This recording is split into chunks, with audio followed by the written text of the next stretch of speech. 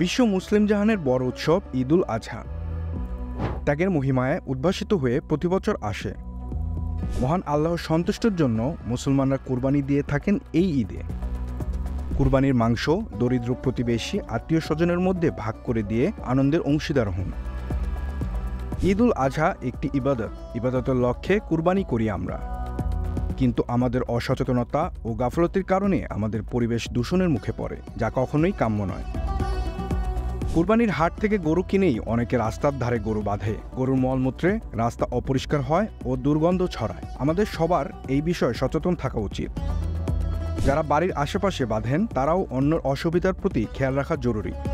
নেকি হাসিল করতে গিয়ে আমরা পরিবেশ ও মানুষের ক্ষতি যাতে না করি, কুরবানির দিন, কুরবানির আগে ও কুরবানির পরে বেশ কিছু পরিষ্কারের বিষয়ে আমাদের সতর্ক থাকতে হবে।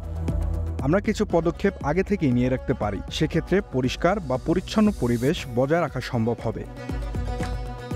কুরবানির আগেই বাড়ির পাশে কোনো মাঠ কিংবা পরিত্যক্ত জায়গায় একটি গর্ত তৈরি করে রাখতে হবে।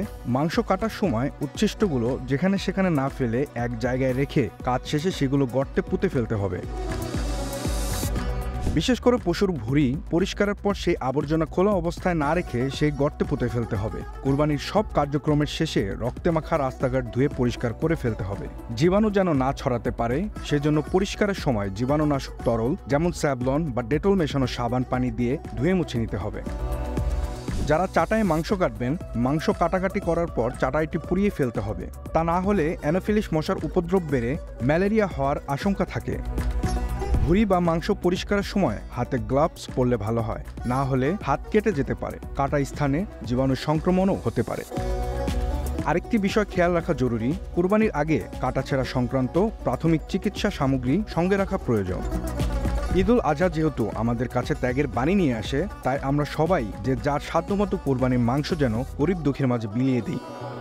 কুরবানির ঈদ আমাদের জন্য যতটা আনন্দের, উৎসবের আমেজের সঙ্গে সঙ্গে যদি ততটা সাবধানতা ও পরিচ্ছন্নতা মেনে চলা যায়, তাহলে ঈদ পরবর্তী সময়টাও হয়ে থাকবে চিন্তামুক্ত ও আনন্দময়।